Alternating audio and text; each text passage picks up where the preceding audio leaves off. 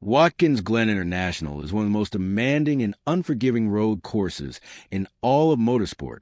A 2.45-mile technical circuit car through the hills of upstate New York, where braking precision, car control, and years of accumulated experience are supposed to separate the contenders from the pretenders. This is a track that has humbled champions, exposed weaknesses of machinery, and historically rewarded the most seasoned road course specialists in the NASCAR Cup Series. So when qualifying concluded on Saturday at Watkins Glen, the result at the top of the timing sheet genuinely stopped the NASCAR world in its tracks. Austin Cindric, driving the number 2 car for Team Penske, claimed the pole position with a lap time of 1 minute and 12.208 seconds, delivering a clean and commanding performance that gave his team exactly the kind of momentum a front-running organization like Penske demands. Starting from pole at a road course carries enormous strategic value because the opening laps are chaotic, the braking zones are narrow, and running at the very front allows a driver to control his own pace rather than reacting to the unpredictable traffic behind him. For Cindric, it was a statement lap that reminded everyone what he and his team are capable of when everything comes together. But the pole position was not the most talked about result from Saturday's qualifying session. Sitting right behind Cindric in second place, separated by just 0.044 seconds, was Carson Hocevar in the number 77 Chevrolet for Spire Motorsports with a lap time of 1 minute and 12.252 seconds. On the surface, a second-place qualifying result sounds like a solid afternoon's work. In full context, however, it is something far more significant, and understanding why requires understanding exactly who Carson Hocevar is and what kind of season he is currently in the middle of. Hocevar was born on January 28, 2003, in Portage, Michigan, and began racing quarter midgets at the age of 7, before most children had settled on a favorite sport.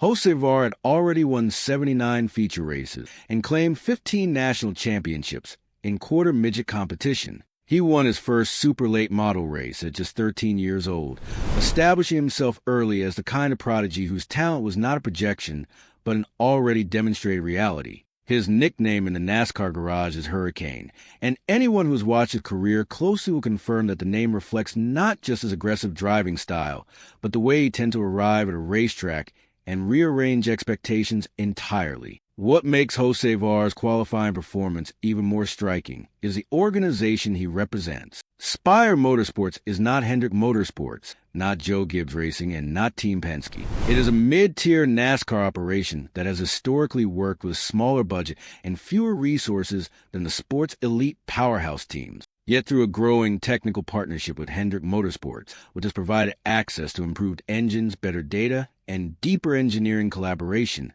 Spire has been building genuine speed in 2026 that is forcing the entire paddock to reassess what this team is capable of delivering on any given weekend. The numbers tell a remarkable story. Analysts have noted that Spire's competitiveness relative to Hendrick Motorsports in 2026 is beginning to resemble the kind of relationship that 2311 Racing has developed with Joe Gibbs Racing, and that comparison would have seemed almost impossible to make just 1 year ago. More striking still, Hocevar is currently sitting ahead of both William Byron and Alex Bowman in the Cup Series standings this season, meaning a Spire Motorsports driver in a Spire car is outperforming Hendrick drivers in Hendrick cars on a consistent week-to-week basis. To fully appreciate the magnitude of what is happening with Hocevar in 2026, the story begins on April 26th at Talladega Superspeedway, where he clinched his first career NASCAR Cup Series victory in his 91st career start.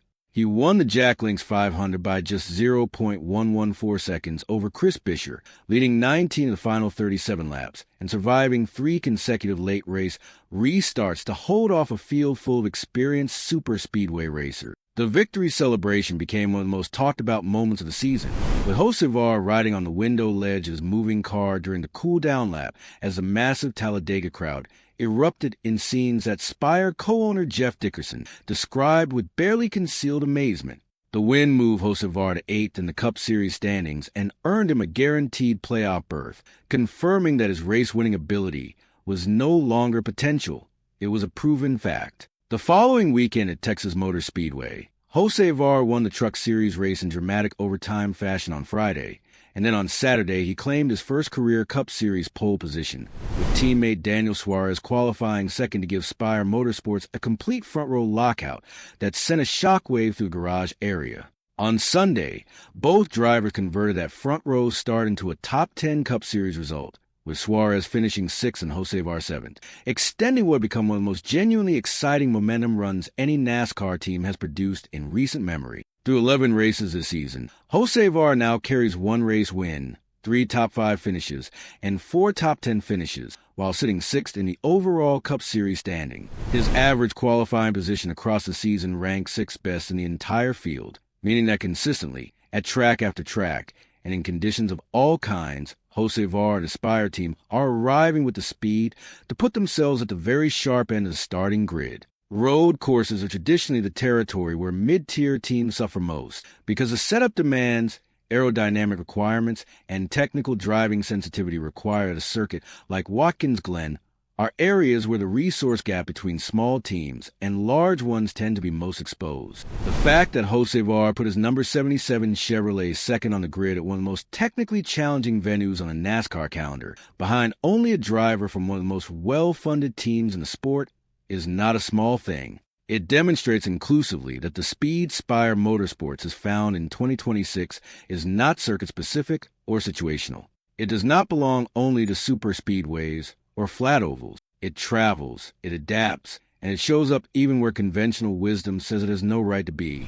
The NASCAR playoff structure means that a race winner automatically earns a postseason berth regardless of their points position, and Hocevar already has that win banked. He is 6th in the standings. He is qualifying consistently inside the top 6 in the field. Analysts have written that if Spire Motorsports can sustain the speed level they have demonstrated from Talladega to Texas to Watkins Glen, then Hocevar is not simply a dark horse of the championship. He is a legitimate threat to reach the Championship 4 at Phoenix Raceway in November and compete for the title itself. What Hocevar represents in the 2026 NASCAR season is something the sport has genuinely needed.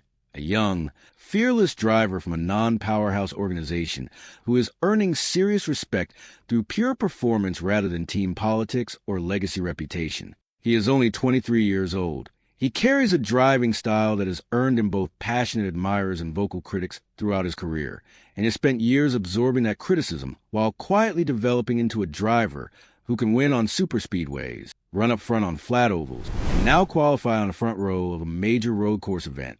As the Go Bowling at the Glen race approaches on Sunday with Hocevar lining up second on the grid, right alongside Austin Cindric, the momentum behind the number 77 car feels less like a hot streak and more like the beginning of something that the rest of the 2026 NASCAR field may find very difficult to stop.